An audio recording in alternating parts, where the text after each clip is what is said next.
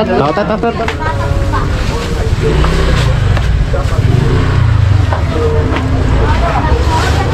Sir, sulfur nga po. Sa lang po. Dalawa. Dalawa po. Sulfur, mga kalapatids. May gagamitin natin pang flashing. Okay, mga kalapatids. So ngayong araw, pumunta akong palengke, ano? So pagbalik ko dito, nagpakawala kasi ko ng mga pang NDR race, ayan yung mga young bird natin na tinuturuan. So okay naman yung mga lipad. And then nagtaka ako, may isang ibon, mga kalapatids, oh. Banded ng South din at saka MacArthur ba? Check natin.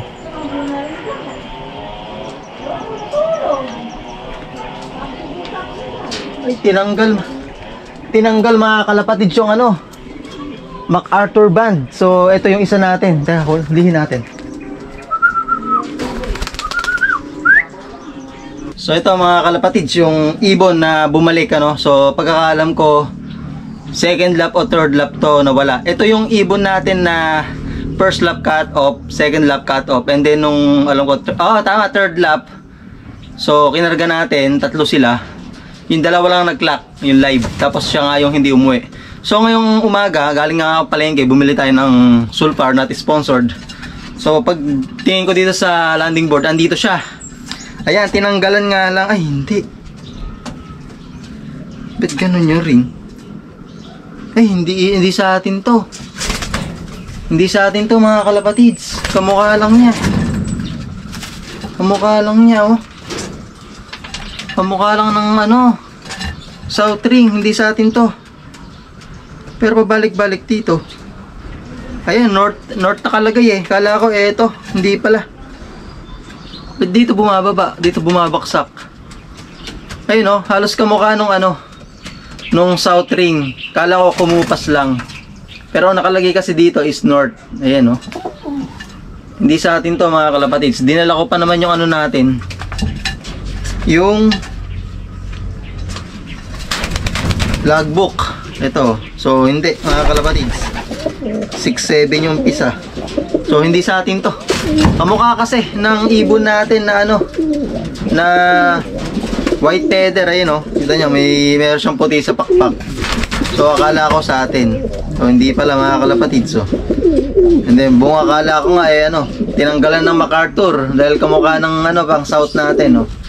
Ayan, ngayon natin na-confirm nung nahawakan na natin. So hindi sa atin to, mga kalapatids. Ayan, at saka nagtaka ako dun sa pakpak. Bakit ano, patubo pa lang, samantalang yun kompleto na. Hindi magbabaksak agad yun kasi nagpedering nga ako. So, hindi sa atin to. Papakawalan ko na, mga kalapatids. Dito ko napapakawalan, pinapasok ko pa naman. So confirm. North, ayan, CL 2023. Wala naman kasi kung ganitong ano sing-sing na sinuksok. Papakawalan ko na, mga kalapatids. Yun, sumibat na, mga kalapatids. So yun nga, mga kalapatids, ngayong Lunes, magpapaligo ako and then ipa-flashing natin sila. So doon nga pala sa upload natin kahapon, mga kalapatids, bago ako natulog noon is cut off na. So ang cut off natin is 4:16. So bumaba ako dito para matulog is 4:25, mga ganyan. Bumaba na ako dahil cut off na nga. So naidlip ako and then nagising ako na bandang sigurong 5:40, ganyan, mga nagising ako, ganun, ano. So nandito nga sila, mga kalapatids, itong dalawa. So hindi ko lang naipaliwanag dun sa video natin dahil kagigising natin nun, at saka yung isip natin talaga is lagi yung sinasabi nun, sayang. So sayang nga kasi yung dalawa natin, hindi pa inagahan. Siguro nasa daan na nun nung mga time na yun, hindi pa umabot. 4:16 kasi, mga kalapatids, yung ano ko, yung cut off ko. So 4:25 bumaba na ako dito. So cut off na nga. Then umidlip tayo. Then nagising tayo, sumilip ako, andito na sa taas. Para ka kung merong nagkakamot. So sila ang dalawa. So ayun, mga kalapatids, hindi ko na ipaliwanag, pasensya na kayo. So my bad mga kalapatids. So hindi ako natulog ng ano pa, may oras pa ano. So live yan, parang binaliwala mo naman yung pag natulog ka, no mga kalapatids. Alam ko yung iba naiintindihan, pero yung iba nga natin mga kalapatids hindi naiintindihan. Akala nila natulog ako ng may oras pa yung mga ibon natin. Hindi mga kalapatids, natulog ako, cut off na. Then nagising tayo, talagang ala na sila sa oras. Hindi na papasok kahit na yun nga, nakita nyo, sined natin, nasa ano pa 6 plus pa yung speed. Pero konting diferensya lang yun mga kalapatids talaga. So ayun, ngayong araw magano tayo mga kalapatids sa paligo tsaka flashing. So kagabi pala tinanggalan ko na ng tubig, nasa ganon uhaw na uhaw. Sa ganun uminom talaga sila. So ginagamit nga natin yung sulfur dahil hindi naman siya antibiotics, antibacterial. Talagang maganda yung sulfur na yan mga kalapatids. So ayan, paliguan natin sila mga kalapatids. So ayan mga kalapatids, gamit tayo ng Feather Shine. So ang gagamitin ko sana is yung Ceromite. Masyadong ano yun, mapapansin nyo pag ginamit nyo yun, kamot ng kamot o lagi nilang tinutuka yung mga balahibo nila. So parang makati sa mga ibon tsaka sa paa. Mapapansin nyo, ganun sila ng ganun sa loft, sa mga ano nila, box perch o sa bee perch. Subukan nyo gamitin yung Ceromite. Mapapansin nyo, galaw sila ng galaw, hindi mapakali. Kumbaga kamot sila ng kamot, tinutuka nila yung mga balahibo. Then yung mga paa nila, ganun ng ganun, maririnig nyo pagpag ng pagpag. Kaya ito na lang ginamit ko, yung Feather Shine. Kasi ito, hindi siya masyadong ano, parang matapang ano. So ilalahat ko na para yung mga young bird na pang NDR maidamay na natin. Kasi nung alam ko second lap, third lap, hindi ako nagpaligo. Ngayon na lang fourth lap. Dahil inaano ko nga dyan mga kalapatids, pag nag-ismasyan, umulan, kahit pa paano hindi ganong mabasa yung ibon natin kasi may pulbos. Kaya naman tayo nagpaligo ng Lunes, na sa gano'n mapabalik natin agad yung pulbos ng mga pakpak nila, nakabalahibo. Kasi diyan nga sa Gawing Quezon, sabi nga ng isa nating kalapatids na nag-comment sa ating YouTube channel kagabi, alam ko ano yata siya, Bicol or Quezon yata siya. So maulan nga raw doon. Kaya napansin ko sa ibon natin kahapon nung umuwi, sabi ko bakit parang basa, galing sa basa. So yun nga mga kalapatids, umulan nga sa Quezon tsaka sa Bicol ano. So kaya ang daming nalagas mga kalapatids na kalapate.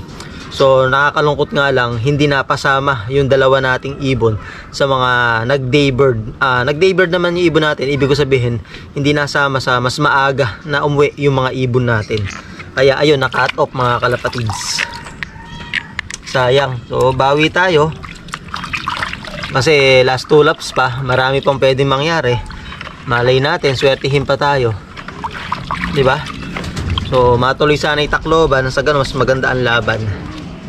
So papaliguan ko na tatlo. Kala ko sa atin yung isa kanina. Kamukha kasi nung natin, white feather na lagi nagpapa-cut off, pero hindi pala siya. Buti na lang may mga record tayo. Tsaka kamukha kasi ng ring band na pang south. Siya, violet kasi ito. Yung isa naman is parang brown na kulay violet, parang ganun. Brown violet, parang ganun. Ala ko kumupas lang, kaya sabi ko sa atin, lubog-lubog lang tayo mga kalapatids. Yung ibon natin, napansin ko, malakas naman mga kalapatids. Malakas sila.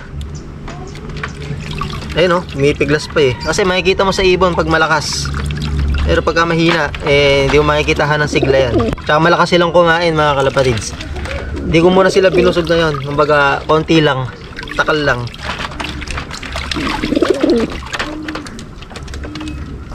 So, itong ginagawa natin sa paghahanda sa piplap mga kalapatids. Pumalo na ng 500 kilometers. So, sana umabot ng ng dulo yung club. Kasi maintain lang yung yung release point nila. Alam naman natin.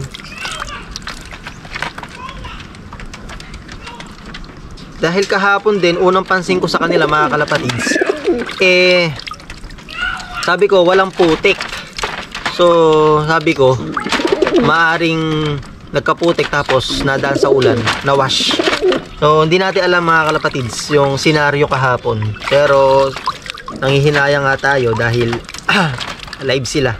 Tapos na-late lang ng konti mga kalapatids, sayang.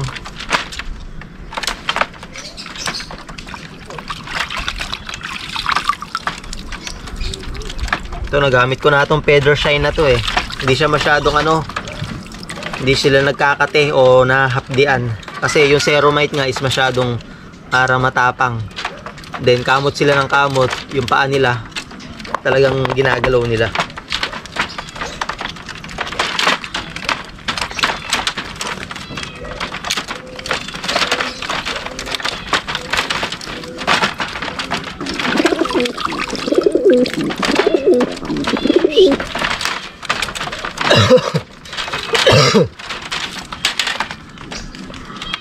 Oh, balik pulbos na ulit yung ano nila yung tuka tsaka yung ilong.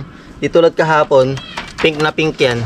Hindi siya ganun kaputi, hindi ganun kapulbos. Na ano pa, na deform pa isang pakpak ko. Nahabol kasi ng isa eh.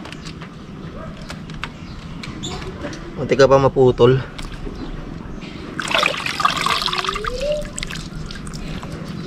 Tinuto ka nung isa.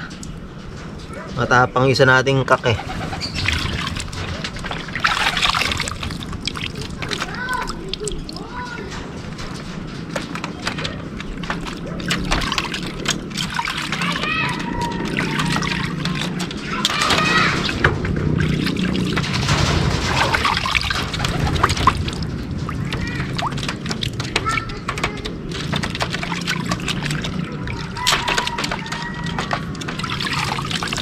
Ganda sana na laban natin mga kalapatids.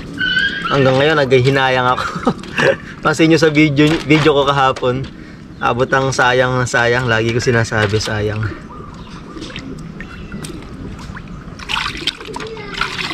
Sayang kasi eh. Ganda ng laban eh. Ubos na yung mga ibon eh.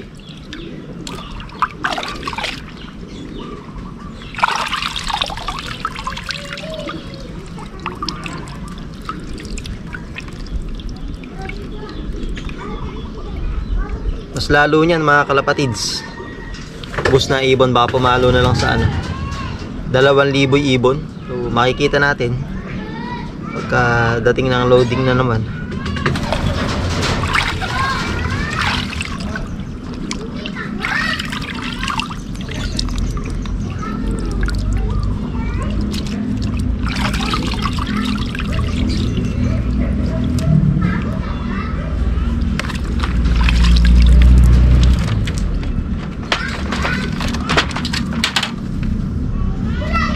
Ganda na ng katawan nito ng ibon natin na ito.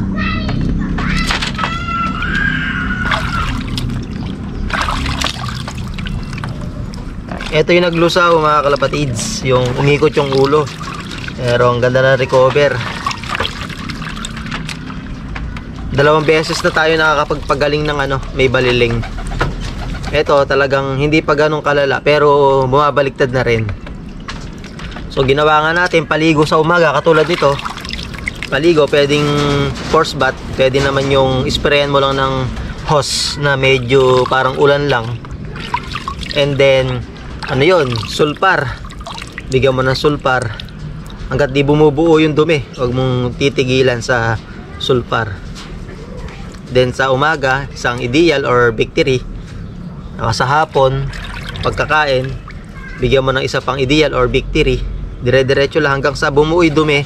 Then lumakas kumain hanggang sa malakas nang magtunaw, nakakain ng mga pellet, mga seeds na malalaki, mga butong malalaki.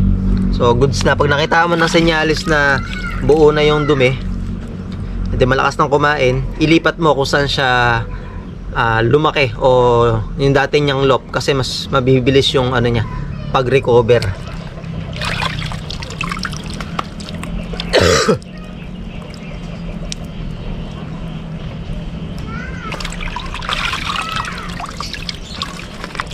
Matiglas Okay, dito muna sila, patitik-tikin ko bago ko ilagay sa loft. Alright, tapos na natin silang paliguan. Then, kahit pa paano, binanyo natin yung floor slope, yung flooring, yung mga box perch. So, okay na. So, bibigyan na akong inumin. Uhaw na yan. So, tinanggal ko na nga kagabi. Nagbababad talaga ako ng tubig. Magdamag. So, kinabukasan ko lang pinapalitan. Pero, kagabi, tinanggal ko. Para kakauhaw na sa ganun yung ibibigay nating sulfur, antibacterial, talagang ano. So, magkabilang section na bibigyan ko, mga kalapatids. Yan.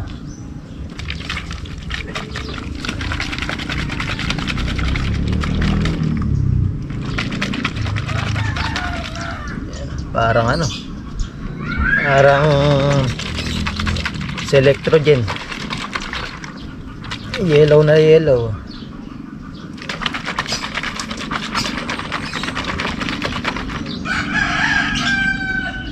So na.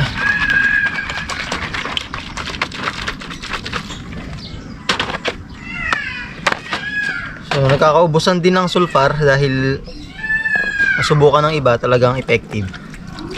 So isa lang yung nabili ko sa pinuntahan natin kaninang port supply. Then naghanap pa ako ng isa pa. Bali dalawa binili ko.